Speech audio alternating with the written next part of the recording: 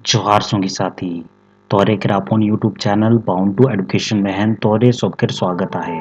दोस्तों आज का ये वीडियो जेटेट के उन सभी तमाम परीक्षार्थियों के लिए बहुत ही ज़्यादा महत्वपूर्ण होने वाला है जो कि पेपर 2 अर्थात की क्षेत्रीय या फिर जनजातीय भाषा में आप पंच परगनिया को सिलेक्ट करने वाले हैं। आज का ये वीडियो पेपर 1 अर्थात की 1 to 5 और पेपर 2 अर्थात की 6 to 8, ठीक है, 6 to 8 दोनों ही लेवल के स्टूडेंट्स के लिए बहुत ही ज़्यादा महत्वपूर्ण होने वाला है, क्योंकि आज के इस वीडियो में हम लोग चैप्टर 1 का एमसीक्यू क्वेश्चंस को देखेंगे और जानेंगे आपके आने वाले परीक्षा में किस प्रकार के प्रश्न बनने वाले हैं। ठीक है, आपका जो चैप्टर 1 है, देखिए 1 to 5 में आपका ये चैप्टर है भाषा परिचय एवं भाषिक पहचान, पंच परगनिया का सामान्य परिचय, क्षेत्रीय प्रसार, भाषिक समुदाय, लोक एवं शिष्ट साहित्य का प्रारंभिक बोध। और आपका 6 to 8 में जो आपका पहला चैप्टर है भाषा का स्वरूप, इतिहास एवं प्रसार, इसमें उद्भव और विकास पढ़ना है, जिसमें एक सामान्य परिचय से संबंधित है, क्षेत्रीय प्रसार सेम टू सेम है, भाषिक संपर्क अर्थात कि किन किन जातियों के द्वारा बोला जाता है, उसके बाद सामाजिक सांस्कृतिक संदर्भ। ठीक है, तो ये सभी है जो कि आपका पेपर 1 अर्थात कि 1 to 5 से लगभग सेम है। जो आपका चैप्टर 1 है वो 1 to 5 और 6 to 8 दोनों का ही सेम है। तो दोनों स्टूडेंट आज के इस वीडियो को जरूर से देखिएगा। ठीक है, आपको आज की इस वीडियो में पता चलेगा कि किस प्रकार के कंटेंट हमारे जो पेड क्लास चल रहे हैं उसमें प्रोवाइड करवाए जा रहे हैं। अगर आपको पेड क्लास ज्वाइन करना है तो आपको इस नंबर पर कॉन्टैक्ट करना है 6201859195। ये व्हाट्सएप नंबर है, व्हाट्सएप में आप हमसे कांटेक्ट कर सकते हैं, मैसेज कर सकते हैं 6201859195। ठीक है, टेलीग्राम में भी कांटेक्ट कर सकते हैं। डिस्क्रिप्शन में जाकर के चेक कर लीजिएगा, आपको वहां पे कांटेक्ट डिटेल मिल जाएगा किस प्रकार से आपको कांटेक्ट करना है। ठीक है, अगर आपको व्हाट्सएप में करना है तो इसमें आप मैसेज कीजिएगा 6201859195। ठीक है, ये व्हाट्सएप नंबर है। तो चलिए आज की इस वीडियो को शुरू करते हैं और जानते हैं चैप्टर 1 में 1 to 5 और 6 to 8 दोनों लेवल में किस प्रकार के प्रश्न आपके आने वाले परीक्षा में बनेंगे। ठीक है, तो आज का ये पहला प्रश्न होने वाला है, पंच परगना क्षेत्र के अंतर्गत मुख्य रूपे कौन कौन पांच परगना आवेला? सिल्ली, बुंडू, तमाड़, राहे और ओड़की। सिल्ली, बुंडू, बारेंदा, राहे और तमाड़। सोनाहातू, सिल्ली, बुंडू, तमाड़ और राहे। चांडिल, इचागढ़, सिल्ली, बुंडू और तमाड़। चलिए इस क्वेश्चन का करेक्ट आंसर आप सभी बताने का प्रयास करेंगे। जो पंच परगनिया क्षेत्र है उसमें पांच परगना, मुख्य रूप से कौन कौन से पांच परगना है ये आपको बताना है। क्लास में मैंने इसको डिटेल में करवा दिया है तो ये किसी से मिस्टेक नहीं होना चाहिए। ठीक है, तो इस क्वेश्चन का आपका करेक्ट आंसर हो जाएगा ऑप्शन बी। ठीक है, पांच परगना में कौन कौन सा आता है? तो देखिए सिल्ली, बुंडू, बारेंदा, राहे और तमाड़, ये पांच परगना आते हैं। और इसको याद करने के लिए मैंने एक शब्द दिया था सीबू बारात। ठीक है, शिबू बारात एक उपन्यास भी है लेकिन इसको आपको पढ़ना नहीं है, आपको केवल ये शब्द याद रखने हैं, इसी से आपको पांच परगना याद हो जाएगा। सी से आपका हो गया सिल्ली। ठीक है, बू से हो गया बुंडू, बा से हो जाएगा बारेंदा, रा से हो जाएगा आपका राहे और त से हो जाएगा तमाड़। ये पांच परगना मिलकर के पंच परगनिया बनाया जाता है। ठीक है, इस पांच परगना को मिला करके पंच परगनिया बनाया गया है। तो इसको आपको याद रखना है, पांच परगना का नाम कौन कौन सा है? शिबू बारात आपको याद रखना है, सिल्ली, बुंडू, बारांदा, तमाड़ और राहे। ठीक है, बार बार मैंने इसको समझा दिया है। और 1 to 5 लेवल में ये बहुत ही इंपॉर्टेंट क्वेश्चन है, प्रीवियस ईयर में भी आप देख पाएंगे। ठीक है, हर एक किताब में दिया गया है और ये जो प्रश्न है ये हमेशा पूछा जाता है, वेरी इंपॉर्टेंट क्वेश्चन, इसको टिक करके रखिए। पांच परगना कौन कौन सा है? सिल्ली, बुंडू, बारेंदा, राहे और तमाड़, इसको याद रखेंगे। हर एक प्रश्न के साथ देखिए मैंने हिंदी में इसका एक्सप्लेनेशन भी ऐड कर दिया है ताकि हिंदी वाले स्टूडेंट को यहाँ पे परेशानी ना हो। ठीक है, देखिए सिल्ली, बुंडू, बारेंदा, राहे और तमाड़ साधारणतया लोग पांच परगना का अर्थ पांच सीमाओं से निर्धारित करने लगते हैं, जिसमें कौन कौन सा आता है? सिल्ली, बुंडू, बारेंदा, राहे और तमाड़ यहाँ पे शामिल है। क्वेश्चन नंबर 2 है, देखिए डॉक्टर करमचंद आहिर के अनुसार पांच शब्द के एक विशिष्ट अर्थ काहे के? थ्योरी क्लास में मैंने आपका समझा दिया था कि डॉक्टर करमचंद आहिर जी के अनुसार 5 जो शब्द है इसका एक विशिष्ट अर्थ बताया गया था। तो इसका विशिष्ट अर्थ क्या है ये आपको बताना है, ठीक है। तो चलिए ऑप्शंस को देख लीजिए। देखिए पहला ऑप्शन है केवल 5, ऑप्शन बी है 4 और 6 के बीच की संख्या, अर्थात कि 4 और 6 के बीच का जो संख्या होता है 5, क्या इसका मतलब ये है। या फिर ऑप्शन सी है बहुत लोगों का समूह, ऑप्शन डी है प्रशासनिक इकाई। ये जो 5 शब्द है इसका क्या अर्थ है ये आपको बताना है। दोस्तों इस क्वेश्चन का आपका करेक्ट आंसर हो जाएगा बहुत लोगों का समूह। ऑप्शन सी इस क्वेश्चन का करेक्ट आंसर हो जाएगा, ठीक है। एक्सप्लेनेशन इसका देख लीजिए। बहुत लोगों का समूह, व्याख्या क्या है। डॉक्टर आहिर के अनुयायी यहाँ 5 का अर्थ सिर्फ संख्यात्मक नहीं है बल्कि यह बहुत लोगों के समूह को भी दर्शाता है, ठीक है। उनके अनुसार जो यहाँ पे पंच परगनिया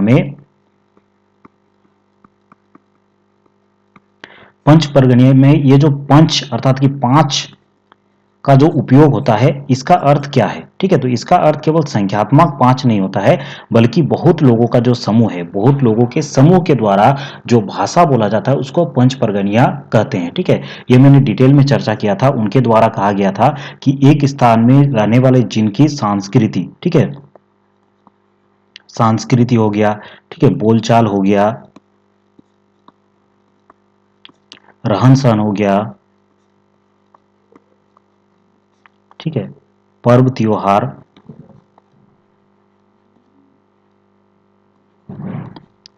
जिनका एक जैसा होता है उन्हीं लोगों के द्वारा एक स्थान पर जो बोला जाता है भाषा उसी को हम लोग पंच परगनिया कहते हैं। क्योंकि पंच परगनिया क्षेत्र में किसी एक विशेष जाति का या फिर कोई एक जाति समूह नहीं रहता है बल्कि बहुत सारे जातियों का यहाँ पे समूह है। यहाँ पे आपके आदिवासी और गैर आदिवासी दोनों प्रकार की जातियों का समूह देखने को मिलेगा। और अलग अलग क्षेत्रों में जो भाषाएं बोली जाती थी जैसे कि तमड़िया, सीलियार, ठीक है, पातकुमिया, तो इन सभी भाषाओं को मिलाकर के एक भाषा बनाया गया पंच परगनिया। तो यहाँ पे पंच परगनिया में 5 का अर्थ केवल 5 परगना ही नहीं है अपितु और बहुत सारे लोगों का जो समूह है उसको मिलाकर के पंच परगनिया बनाया गया है। तो इस चीज को आपको याद रखना है। इसे डॉक्टर आहिर के द्वारा अच्छी तरीके से समझा दिया गया था, उसको क्लियर कर दिया गया था, ठीक है। अब चलिए नेक्स्ट क्वेश्चन को देखते हैं। देखिए क्वेश्चन नंबर 3, भाषा के संदर्भ में विद्वान के अनुमान है कि भाषा के संदर्भ में जो विद्वान है उनका क्या अनुमान है ये आपको बताना है। भाषा कबो नहीं बदलेला, कभी भी भाषा नहीं बदलता है। कोनो भी प्रचलित भाषा 100 বছর लेख बेसी एक रकम नहीं रहेला। कोई भी प्रचलित जो भाषा है 100 साल से ज्यादा एक जैसा नहीं बना रहता है। ऑप्शन सी है भाषा केवल 100 বছরে बदलेला, 100 साल में ही भाषा बदल जाता है।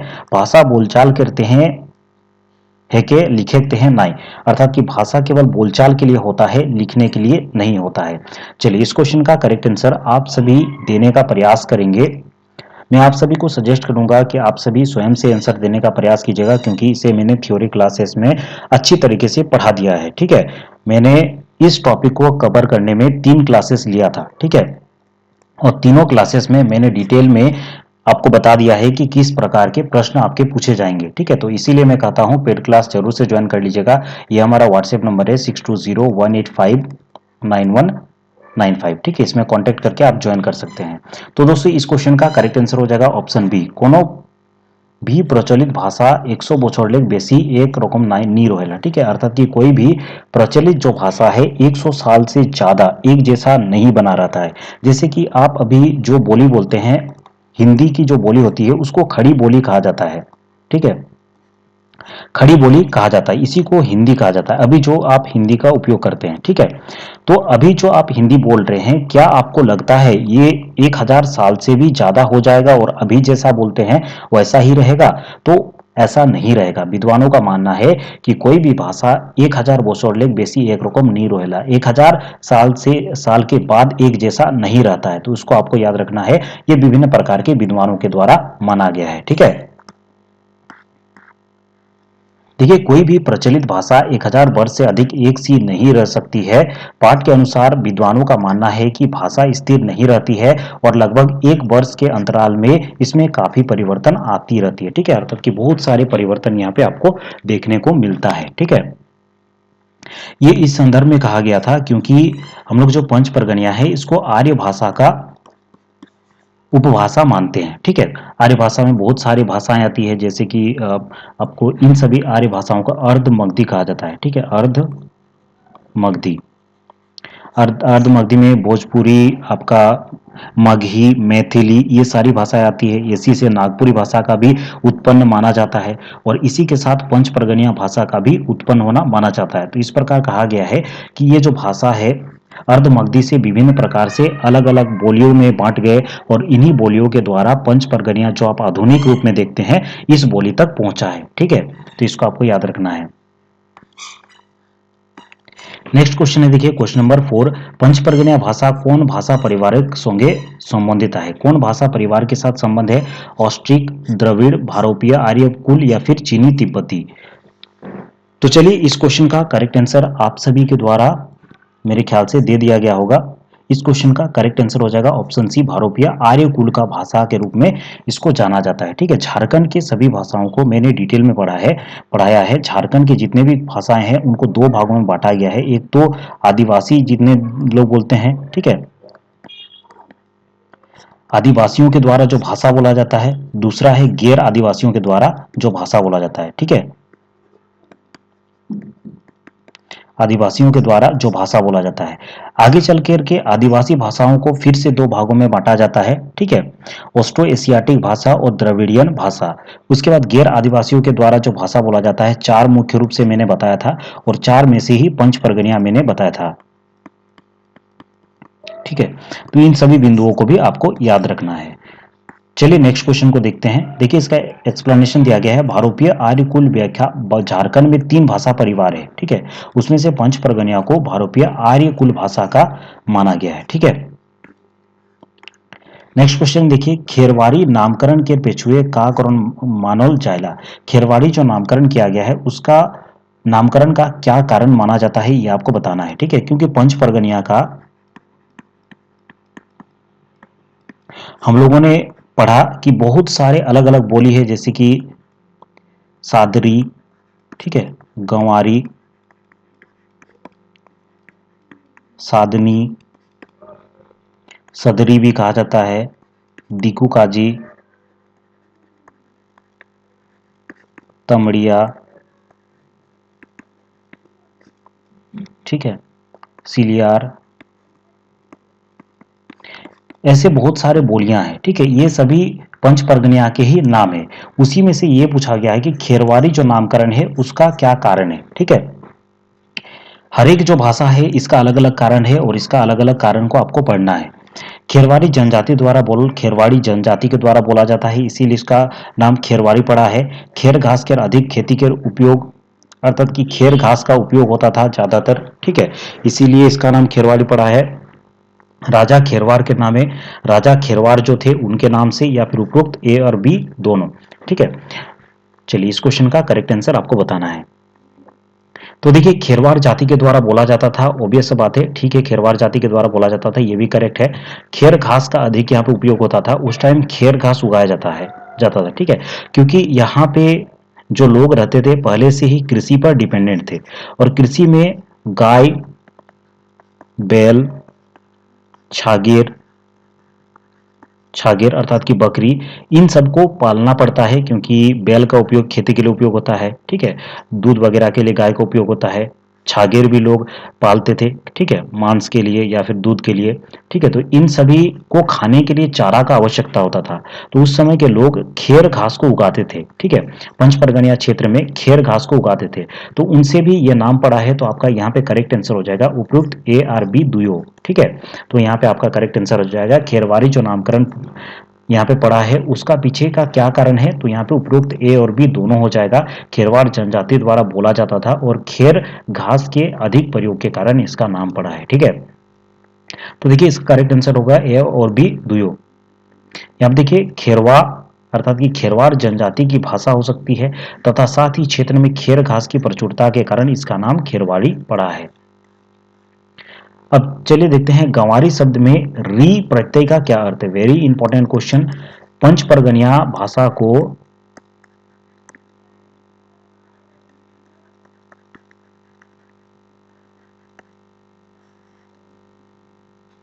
गंवारी भी कहा जाता है। इसका मैंने कारण भी बताया था कि गांवारी इसको क्यों कहा जाता है। ठीक है, देखिए गांव की भाषा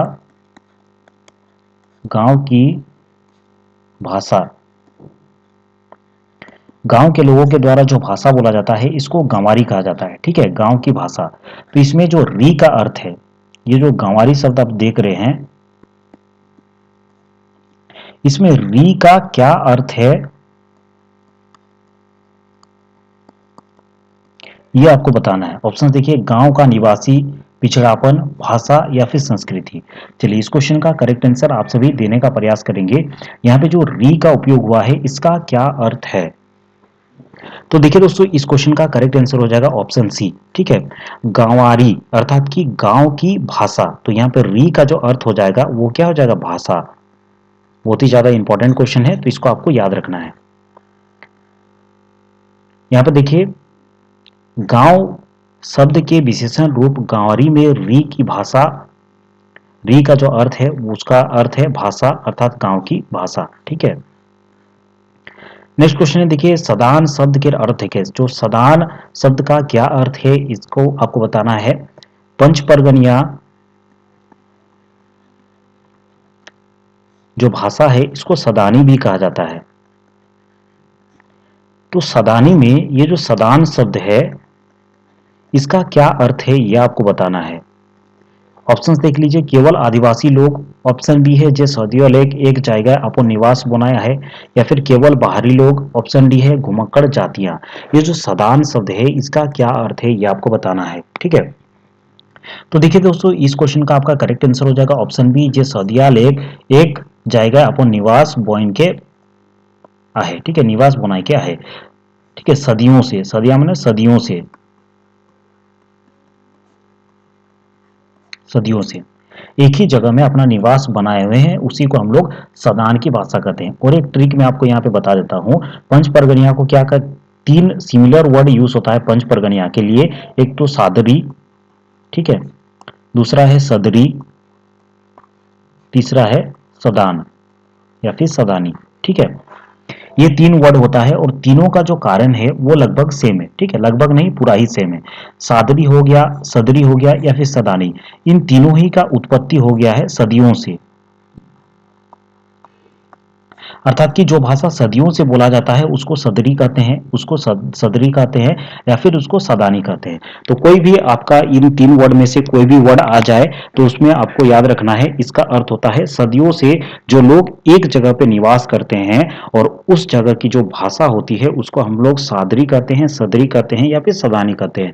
तो इन तीनों ही शब्दों का जो रीजन है वो सेम है, तो इसको आपको याद रखना है। ठीक है, यही छोटे छोटे जो क्वेश्चन है आपको परीक्षा में आगे लेके जाएंगे। जो सदियों से एक स्थान पर रहकर अपना निवास बना ले। ठीक है, सदान उन लोगों को कहा जाता है, चाहे वो आदिवासी हो या फिर गैर आदिवासी, फर्क नहीं पड़ता है, लेकिन जो सदियों से एक ही क्षेत्र में स्थायी रूप से रह रहे हैं उन्हीं लोगों को हम लोग सदान कहते हैं। ठीक है, एक ही जगह पे जो सदियों से रह रहे हैं उन सभी लोगों को हम लोग सदान कहते हैं और उनके द्वारा जो बोली गई भाषा है उसी को सदानी या फिर सदरी या फिर सादरी कहा गया। ठीक है, देखिए क्वेश्चन नंबर 8, ये भी वेरी इंपॉर्टेंट है। डॉक्टर गियर्सन पंच परगनिया विशेष का तमिड़िया के कौन भाषा के उपबोली कोई रहे। ठीक है, जेके बाद अनुचित मानल गेलो। ठीक है, ये आपको बताना है। डॉक्टर गियर्सन जी के अनुसार पंच परगनिया भाषा को, विशेषकर तमिड़िया भाषा को किस भाषा का उपबोली कहा गया है, मगही, भोजपुरी, मैथिली या फिर बंगाली। तो इस क्वेश्चन का दोस्तों आपका करेक्ट आंसर हो जाएगा मगही। ठीक है, डॉक्टर गियर्सन ने किस भाषा की उपबोली कहा है पंच परगनिया को, तो इन्होंने मगही भाषा का उपबोली इन्होंने कहा है। इस चीज को याद रखना है, मगही किसके द्वारा कहा गया है, गियर्सन जी के अनुसार। ठीक है, उस समय बिहार और झारखंड,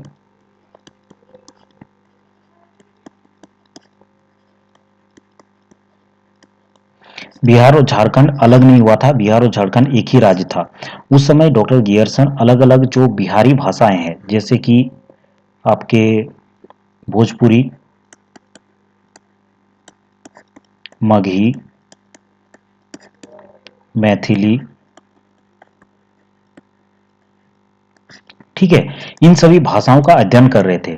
उसी में उनको रांची के पूर्वी इलाकों में, अर्थात कि जो हम लोग अभी पंच परगना का इलाका पढ़ते हैं, उन्हीं इलाकों में एक उन्नत साहित्य देखने को मिलता है। वो उन्नत साहित्य किसका था?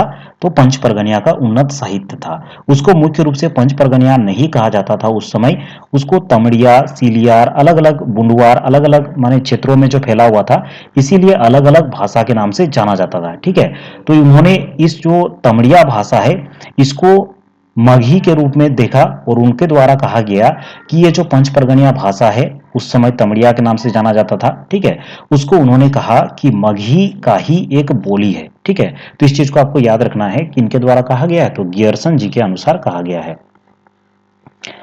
देखिए, मगही, पूर्वी मगही, डॉक्टर गियर्सन को भ्रम हुआ था और उन्होंने इसे पूर्वी माघी की विभाषा या फिर उपबोली कहा था, जिसे लेखकों ने लास्ट में मानोन्योचित नहीं माना, न्यायोचित नहीं माना। ठीक है, इसमें बहुत सारे जो लोग हैं उन्होंने उनके यहाँ पे नाम आते, जैसे कि परमानंद महतो हो गया, उसके बाद करमचंद आहिर हो गया। ठीक है, तो उनके द्वारा इसे मना कर दिया, इसको खारिज कर दिया गया और कहा गया कि ये पूर्वी मगही का रूप नहीं है। ठीक है, तो इसको आपको याद रखना है। उसके बाद देखिए क्वेश्चन नंबर 9, दिकुकाजी शब्द का केर अर्थ है कि आर केकोर द्वारा उपयोग हो रहा है। दिकुकाजी शब्द जो है इसका क्या अर्थ है और किनके द्वारा ये जो शब्द है उसका उपयोग किया जाता है, ये भी बहुत ही ज्यादा इंपॉर्टेंट क्वेश्चन है, आपको याद रखना है। पंच परगनिया जो भाषा है इसको दिकुकाजी भी कहा जाता है। ठीक है, इसको दिकुकाजी भी कहा जाता है। दिकुकाजी शब्द का क्या अर्थ है और किसके द्वारा इसका उपयोग किया जाता है, ये आपको बताना है। ठीक है, यहाँ पे बेसिकली दिकुकाजी जो शब्द है इसका आपको अर्थ यहाँ पे बताना है। आपन के भाषा, शत्रु के भाषा, आदिवासियों और द्वारा गैर आदिवासियों के लिए, मित्र के भाषा, व्यापार के भाषा। चलिए, दिकुकाजी किसकी भाषा को कहा जाता है ये आपको बताना है। तो इस क्वेश्चन का देखिए आपका जो करेक्ट आंसर हो जाएगा शत्रु की भाषा, अर्थात कि शत्रुओं की भाषा को दिकुकाजी कहा जाता था। ठीक है, पहले देखिए यहाँ के जो मूल निवासी है, मूल निवासी झारखंड के जो मूल निवासी है उन सभी को आदिवासी कहा जाता था और जो बाहर से आकर के झारखंड में बस गए थे उनको गैर आदिवासी कहा जाता था। मूल आदिवासी कौन कौन से हैं मैंने क्लियर कर दिया है, गैर आदिवासी कौन कौन से मैंने क्लियर कर दिया है।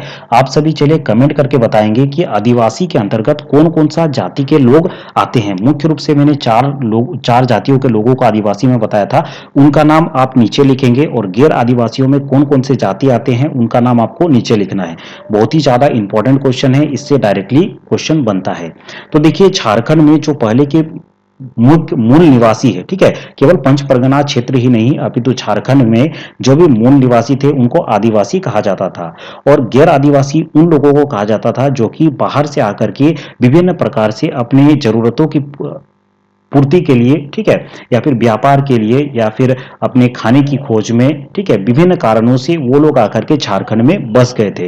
तो आदिवासियों के द्वारा उनको गैर आदिवासी कहा जाता था और शत्रु की भाषा अर्थात दिकू काजी उनकी भाषा को कहा जाता था, क्योंकि गैर आदिवासियों के द्वारा पंच परगनिया बोला जाता था तो गैर आदिवासियों को यहाँ पे दिकू काजी कहा जाता था। ठीक है, दिकू काजी, दिकू का अर्थ होता है शत्रु। ठीक है, अच्छा, यहाँ पे आपका सवाल होगा कि गैर आदिवासियों को शत्रु क्यों कहा जाता था? क्योंकि वो बाहर से आकर के रह रहे थे और आदिवासियों को उत्पीड़न करते थे। ठीक है, आदिवासियों का अधिकार जो है छीनते थे, पहले की इस प्रकार की स्थितियां थी, इसीलिए आदिवासी लोग जो है गैर आदिवासी लोगों को शत्रु मानते थे। इसीलिए शत्रुओं के द्वारा जो भाषा बोला जाता था उसको दिकू काजी कहा जाता था। हालांकि इस वर्ड का उपयोग अभी नहीं होता है क्योंकि यहाँ के जो निवासी हैं, जो आदिवासी हैं और जो गैर आदिवासी हैं साथ साथ मिल करके रहते हैं, अब किसी भी प्रकार का कोई भी प्रॉब्लम नहीं है। तो इस चीज को याद रखेंगे। ये जो कहानी मैंने इतना सुनाया आपको इसलिए सुनाया क्योंकि दिकू काजी जो शब्द है इसका अर्थ आपको याद रहे। ठीक है, तो दिकू काजी का अर्थ हो गया आपका शत्रु की भाषा, ठीक है, जो कि आदिवासियों के द्वारा गैर आदिवासियों को दिया गया था। देखिए, शत्रुओं की भाषा आदिवासियों द्वारा गैर आदिवासियों के लिए। पुराने समय में शोषण के कारण आदिवासी अन्य जातियों को दिकू अर्थात की शत्रु कहते थे और उनकी भाषा को वे लोग दिकू काजी अर्थात की शत्रुओं की भाषा कहा करते थे। तो इसको आपको याद रखना है। उसके बाद नेक्स्ट क्वेश्चन है, देखिए पंच परगनिया क्षेत्र में प्रशासनिक इकाई के रूप में परगना पद्धति कोबे प्रचलित रहे। ठीक है, पंच परगनिया क्षेत्र में जो प्रशासनिक इकाई है उसके रूप में परगना क्षेत्र का परगना जो शब्द है उसका उपयोग कब से हो रहा है, यह भी बहुत ही ज्यादा इंपॉर्टेंट क्वेश्चन है, क्योंकि पंच परगना में, ठीक है, ये पंच परगनिया में जो पंच परगना क्षेत्र है, परगना शब्द है, ठीक है, परगना, तो इस परगना का अर्थ भी आपको जानना बहुत ही ज्यादा आवश्यक है। तो इसका उपयोग कब होता था ये आपको बताना है। प्राचीन काल में, दिल्ली सल्तनत और मुगल काल में, आधुनिक काल में, या फिर ब्रिटिश काल के अंत में। ठीक है, तो किस काल में उपयोग होता था ये आपको बताना है। तो इस क्वेश्चन का आपका करेक्ट आंसर हो जाएगा पंच परगनिया जो क्षेत्र है इसमें प्रशासनिक इकाई के रूप में परगना पद्धति का जो प्रचलन है ये दिल्ली सल्तनत और मुगल काल के समय में हुआ था। ऑप्शन बी इस क्वेश्चन का आपका यहाँ पे करेक्ट आंसर हो जाता है। ठीक है, कब उपयोग होता था, तो दिल्ली सल्तनत और मुगल काल के दौरान जो आपका परगना शब्द है इसका उपयोग होता था। तो यहाँ पे आपका करेक्ट आंसर हो जाएगा ऑप्शन बी, वहीं से ये परगना शब्द आया है। ठीक है, दिल्ली सल्तनत और मुगल काल में पाठ के अनुसार देखिए परगना एक प्रशासनिक इकाई है जो कि दिल्ली सल्तनत कब से कब तक था, 1206 से लेकर के 1526 ईस्वी और मुगल काल में प्रचलित था, और तभी से दोस्तों यहाँ पे परगना शब्द का उपयोग हो रहा है। नेक्स्ट क्वेश्चन है देखिए, डॉक्टर गियर्सन पंच परगनिया के कौन भाषा के उपबोली कोई है। डॉक्टर गियर्सन के अनुसार पंच परगनिया को किस भाषा का उपबोली कहा गया है। अभी हम लोगों ने इसे पढ़ा है, भोजपुरी, मैथिली, मगही या फिर अंगिका, तो इसे मगही कहा गया है डॉक्टर गियर्सन के अनुसार। ठीक है, तो इसको आपको याद रखना है। डॉक्टर गियर्सन का मत है कि पंच परगनिया में बोली जाने वाली जो भाषा है मगही का ही रूप है जिसे पंच परगनिया कहा जाता है। यह भी बहुत ज्यादा इंपॉर्टेंट क्वेश्चन है, याद रखेंगे। डॉक्टर उदय नारायण तिवारी अपन पुस्तक भोजपुरी भाषा और साहित्य महान पंच परगनिया के केको रूप बताए रहे। किसका रूप बताया था डॉक्टर उदय नारायण तिवारी के अनुसार आपको बताना है, मगही, भोजपुरी, उड़िया या फिर बांग्ला। तो यहाँ पे देखिए दोस्तों, डॉक्टर उदय नारायण तिवारी, ठीक है, इनके द्वारा एक पुस्तक लिखा जाता है भोजपुरी भाषा और साहित्य। उन्होंने भी पंच परगनिया भाषा का जिक्र किया था। उस समय पंच परगनिया का जिक्र नहीं किया गया था, अपितु जो रांची के पूर्व दिशाओं में 5 परगना है वहां पे जो भाषा का उपयोग किया जाता है उस भाषा को उन्होंने भोजपुरी का ही एक रूप बताया। ठीक है, तो ये याद रखेंगे, डॉक्टर उदय नारायण तिवारी के द्वारा कहा गया है कि पंच परगनिया जो है भोजपुरी का ही एक रूप है। तो इस चीज को आपको याद रखना है, वेरी इंपॉर्टेंट यहाँ पे आपका क्वेश्चन बन जाता है। ठीक है, देखिए यहाँ पे डॉक्टर तिवारी ने डॉक्टर गियर्सन से अलग मत रखते हुए इसे भोजपुरी का रूप माना है, क्योंकि डॉक्टर गियर्सन ने इसे क्या माना था, मगही माना था। ठीक है, मगही, लेकिन इन्होंने, डॉक्टर तिवारी ने क्या कहा, ये मगही का नहीं अपितु भोजपुरी का रूप है। तो इसको आपको याद रखना है। चलिए आगे बढ़ते हैं और हमारा जो नेक्स्ट क्वेश्चन है उसको देखते हैं। यहाँ पर देखिए क्वेश्चन नंबर 13 है, तमाड़ परगनाएं अत्यधिक प्रचलित होए कारणे पंच परगना के का नामे जानल जाएला। तमाड़ परगना में अत्यधिक प्रचलित होने के लिए यहाँ की जो पंच परगनिया भाषा है उसको क्या कहा जाता है, तमड़िया, सिलियार, गांवली या फिर नागपुरिया। तो देखिए दोस्तों, पंच परगनिया का सबसे विशाल क्षेत्र जहां पे सर्वाधिक लोग जो पंच परगनिया भाषा बोलते हैं वो क्षेत्र कौन सा है, तो वो क्षेत्र तमाड़ क्षेत्र है। इस क्वेश्चन को याद रखेंगे, तमाड़ क्षेत्र में सर्वाधिक लोग पंच परगनिया को बोलते हैं, या फिर सबसे बड़ा परगना, इसे भी याद रखेंगे, सबसे बड़ा परगना।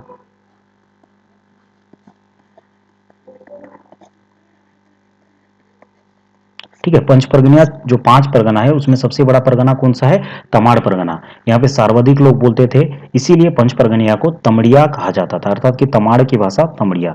ऑप्शन ए इस क्वेश्चन का करेक्ट आंसर हो जाएगा, तमड़िया। ठीक है, तमाड़ क्षेत्र में प्रधानता के कारण इसे तमड़िया भी कहा जाता था। क्वेश्चन नंबर 14 है देखिए, कौन विद्वान पंच परगनिया के माघी के रूप में मानोल्टा हास्यास्पद और सारहीन बताए रहे। अगेन आप सभी के लिए वेरी इंपॉर्टेंट यहाँ पे क्वेश्चन देखिए, ये सभी क्वेश्चन इतना इंपॉर्टेंट है कि आप समझ करके चल सकते हैं कि आपके परीक्षा में ये छप गए हैं। ठीक है, इसी प्रकार के क्वेश्चन आपके परीक्षा में पूछे जाएंगे, तो इन सभी प्रश्नों को आपको घोल के पी जाना है। तो किसके द्वारा ये कहा गया कि पंच परगनिया मगही का रूप नहीं है, क्योंकि गियर्सन ने यह कहा कि पंच परगनिया मगही का रूप है, लेकिन इस विद्वान ने इसको हास्यास्पद कहा और साथ में सारहीन कहा। ठीक है, अर्थात कि इसका कोई सार ही नहीं है, हास्यास्पद है, मतलब ऐसा कुछ कह दिया है कि पंच परगनिया मगही का रूप है। ये किसके द्वारा कहा गया है? डॉक्टर गियर्सन, परमानंद महतो, डॉक्टर योगेंद्र नाथ तिवारी या फिर डॉक्टर करमचंद आहिर। तो देखिए दोस्तों, क्वेश्चन नंबर 14 का आपका करेक्ट आंसर हो जाएगा ऑप्शन सी, श्री योगेंद्र नाथ तिवारी। यहाँ पे आपका करेक्ट आंसर हो जाएगा ऑप्शन सी। इस विद्वान के द्वारा कहा गया कि मगही का रूप नहीं है पंच परगनिया, बल्कि पंच परगनिया जो है अपने में स्वतंत्र है। तो इस क्वेश्चन का आपका करेक्ट आंसर हो जाएगा डॉक्टर योगेंद्र नाथ तिवारी। ठीक है, योगेंद्र नाथ तिवारी ने स्पष्ट रूप से पंच परगनिया को मगही का रूप मानने का विरोध किया है। नेक्स्ट क्वेश्चन है, देखिए पंच परगनिया भाषा के क्षेत्रीय विस्तार में है कौन जिला शामिल है? कौन सा जिला शामिल है ये आपको बताना है। केवल रांची, रांची पुरुलिया, सिंहभूम और खूंटी, केवल जमशेदपुर, हजारीबाग और चतरा। तो यहाँ पे देखिए पंच परगनिया भाषा क्षेत्र में केवल रांची शामिल नहीं है, बल्कि यहाँ पे रांची, पुरुलिया, सिंहभूम और खूंटी ये सभी जिले आ जाते हैं। ऑप्शन बी इस क्वेश्चन का आपका करेक्ट आंसर हो जाएगा। क्षेत्रीय प्रसार से ये प्रश्न है। ठीक है, तो हम देखिए रांची, पुरुलिया, सिंहभूम और खूंटी आधुनिक भौगोलिक विस्तार के अनुजाई यह भाषा आधा रांची, आधा पुरुलिया, आधा सिंहभूम और खूंटी जिलों में फैला हुआ है। तो यहाँ पे वेरी इंपॉर्टेंट क्वेश्चन, किन किन जिलों में फैला हुआ है आपको याद रखना है। नेक्स्ट क्वेश्चन है, देखिए पंच परगनिया भाषा में है कौन अन्य भाषा के मिश्रण पवाइला? उर्दू और फारसी, बांग्ला और उड़िया, तमिल और तेलुगु, पंजाबी और हरियाणवी। तो यहाँ पे देखिए पंच परगनिया भाषा में किस अन्य भाषाओं का मिश्रण मिलता है? ठीक है, ऑप्शंस आसान दिए गए हैं तो आप सभी को यहाँ पे पता चल रहा होगा। बांग्ला और उड़िया भाषा का यहाँ पे ज्यादातर मिश्रण मिलता है। ठीक है, और आपके 6 to 8 का जो पेपर है उसमें बंगाल के साथ और उड़िया के साथ, ठीक है, विस्तार में आपको पढ़ना है। तो इसको थोड़ा सा ध्यान रखिएगा, इससे आपका क्वेश्चन बनेगा। ठीक है, क्योंकि भाषिक संपर्क संपर्क ये 6 to 8 का सिलेबस में है, तो भाषिक संपर्क अर्थात कि किन किन भाषाओं के साथ पंच परगनिया का संबंध है उसको थोड़ा सा आपको डिटेल में देखना है। ठीक है, 1 to 5 के स्टूडेंट नहीं देखेंगे तो भी चलेगा, लेकिन 6 to 8 के स्टूडेंट इसको थोड़ा सा बढ़िया से पढ़ लीजिएगा। ठीक है, क्षेत्रीय निकटता और सांस्कृतिक आदान प्रदान के कारण इसमें बांग्ला और उड़िया के शब्दों का सम्मिश्रण हो गया है। ठीक है, देखिए बांग्ला में एक समय में चैतन्य महाप्रभु हुआ करते थे। ठीक है,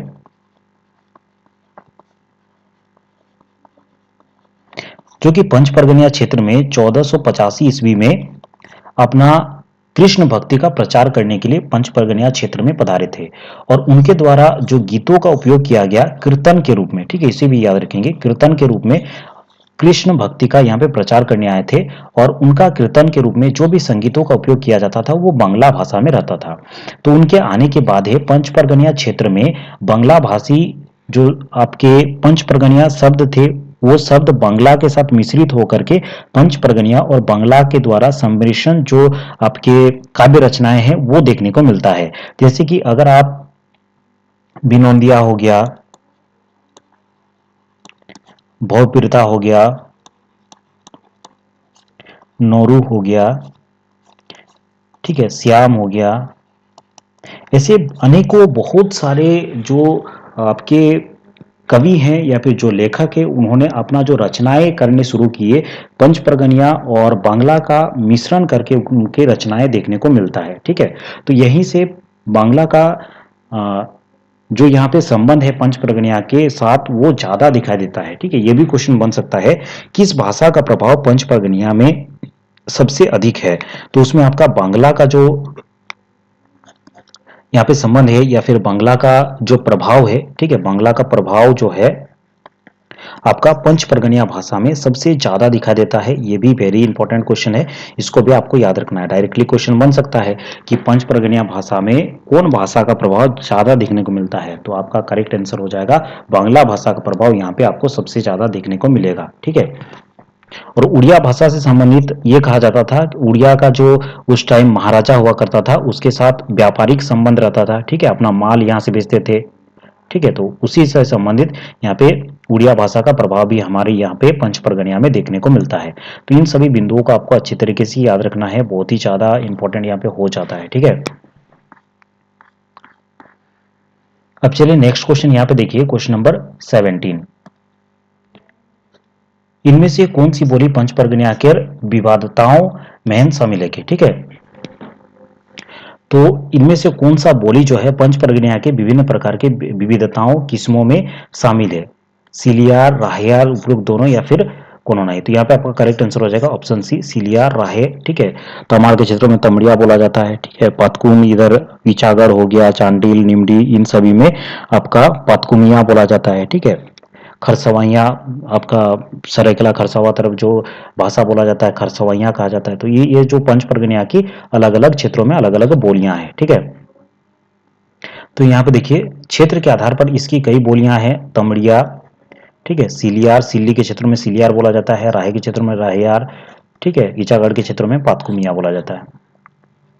नेक्स्ट क्वेश्चन है, आसाम के चाय बागान में हैन पंच परगनिया भाषी लोग के आगमन के मुख्य कारण रहे। आसाम के चाय बागानों में पंच परगनिया भाषी लोग चल गए थे, बहुत सारे पंच परगनिया भाषी। तो उसका क्या कारण था? अपने पर्यटन के लिए गया था, मजदूरी और जीविकोपार्जन के लिए गया था, शिक्षा के लिए गया था, या फिर अपना धर्म या फिर भाषा का प्रचार करने के लिए वहां पे गए थे?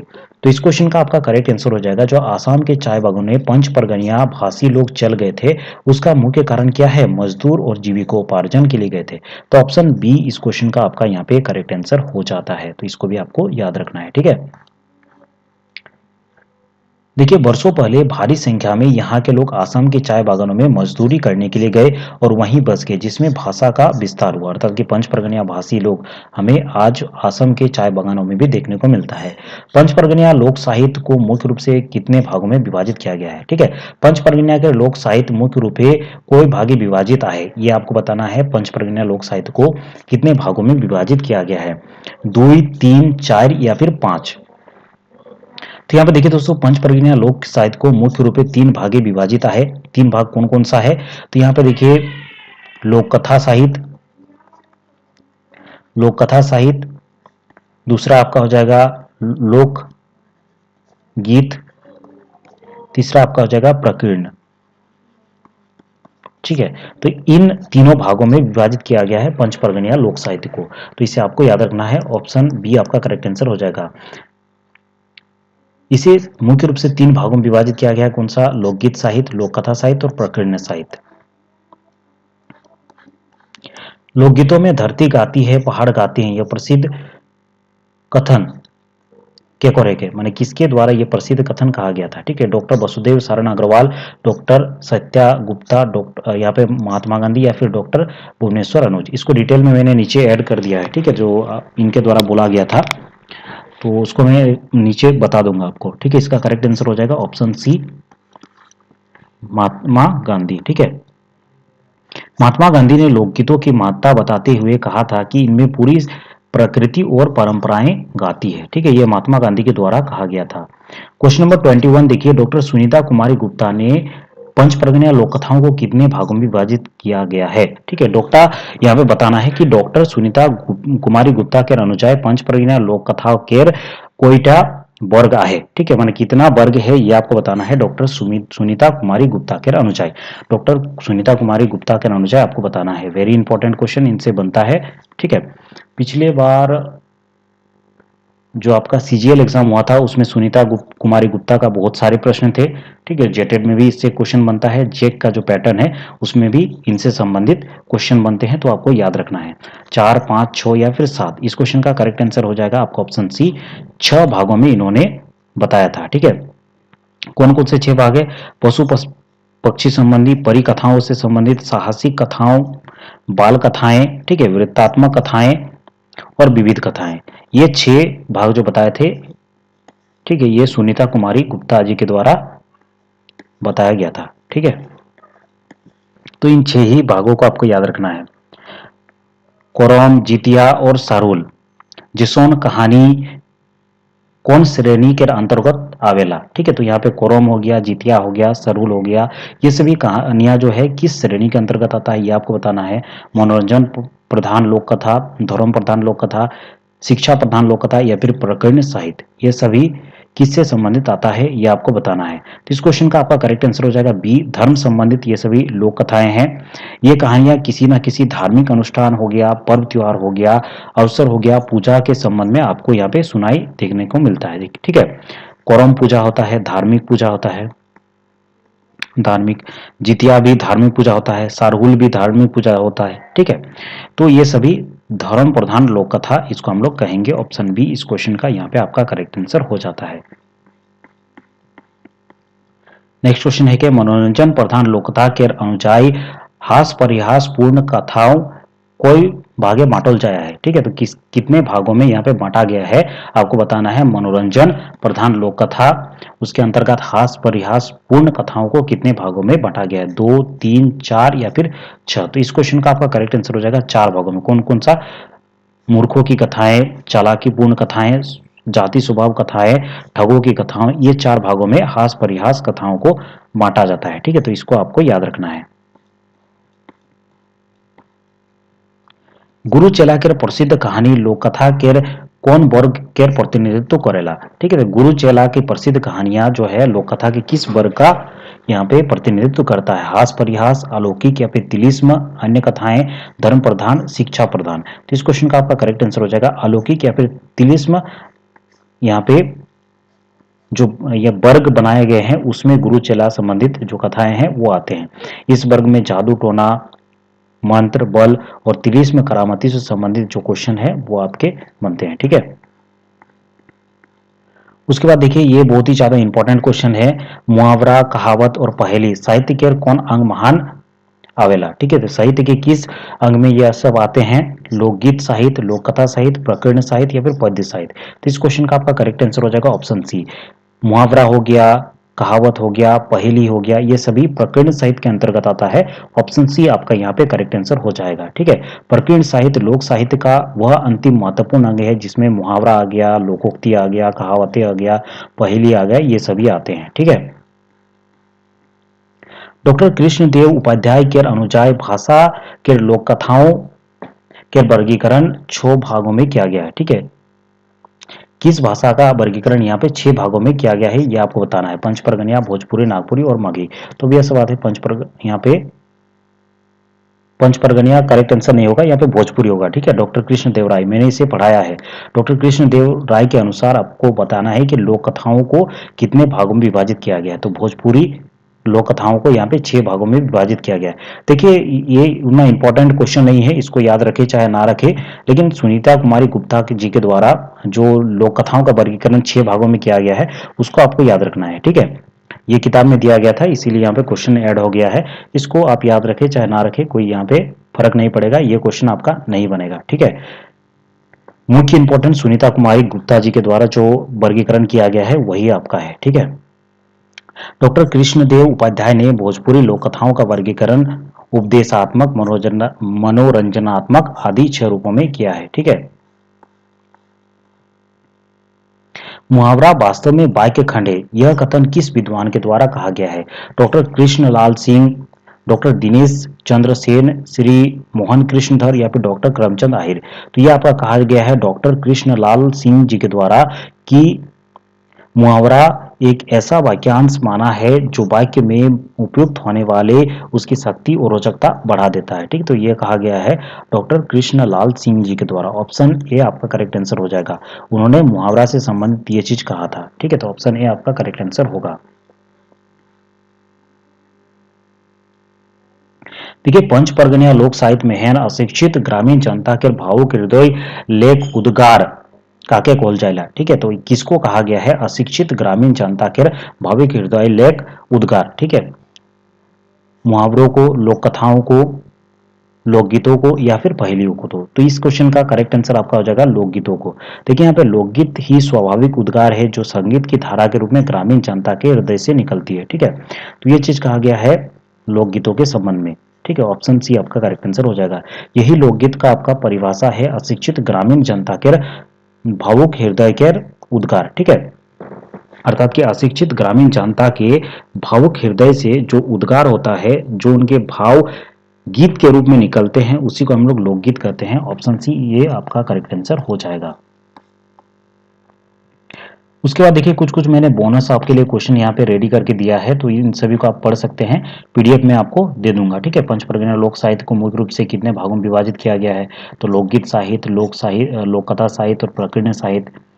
विषय की विविधता को देखते हुए विद्वानों ने इसे 3 भागों में बांटा है ताकि अध्ययन सरल हो, ठीक है। तो ऐसे ही मैंने कुछ कुछ क्वेश्चन यहाँ पे ऐड कर दिए हैं, तो इसको आप पढ़ लीजिएगा। तो चलिए दोस्तों, आज के इस वीडियो में इतना ही। इस वीडियो को देखने के लिए बहुत बहुत धन्यवाद। अगर आपको पेड क्लास चाहिए तो पेड क्लास ज्वाइन कर सकते हैं 6201859195। ये व्हाट्सएप नंबर है, कोशिश कीजिएगा व्हाट्सएप में मैसेज कीजिएगा, ठीक है। क्योंकि बहुत समय मैं बाहर में रहता हूँ या फिर मैं अकेले ही सब कुछ संभाल रहा हूँ, तो मैं कॉल हो सकता है रिसीव ना कर पाऊँ। तो आप कोशिश कीजिएगा व्हाट्सएप में मैसेज कीजिएगा, मैं आपको ज़रूर से रिप्लाई करूँगा। या फिर आपको टेलीग्राम में मैसेज करना है तो मैसेज कीजिएगा @bound2education।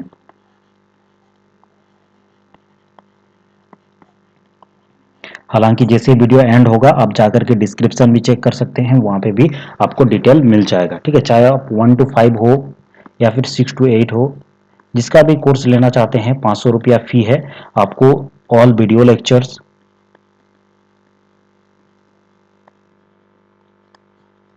प्लस आपको ऑल बुक पीडीएफ, प्लस आपको इस प्रकार से चैप्टर वाइज एमसीक्यू, ठीक है। जैसे मैंने अभी पढ़ाया हूबहू इसी प्रकार का आपको एमसीक्यू हर चैप्टर के लिए मिलेंगे। तो आप सभी जरूर से इसको ज्वाइन कर लीजिएगा। 6201859195, 1 to 5 और 6 to 8 के लिए अलग अलग यहाँ पे मैंने बना दिया है। अलग अलग क्लासेस मिलेंगे, आपको कन्फ्यूजन नहीं होगा। 500 रुपये यहाँ पे आपको फी लगेंगे, ठीक है। चलिए आज के इस वीडियो को देखने के लिए बहुत बहुत धन्यवाद। अगले वीडियो में हम लोग फिर मिलते हैं।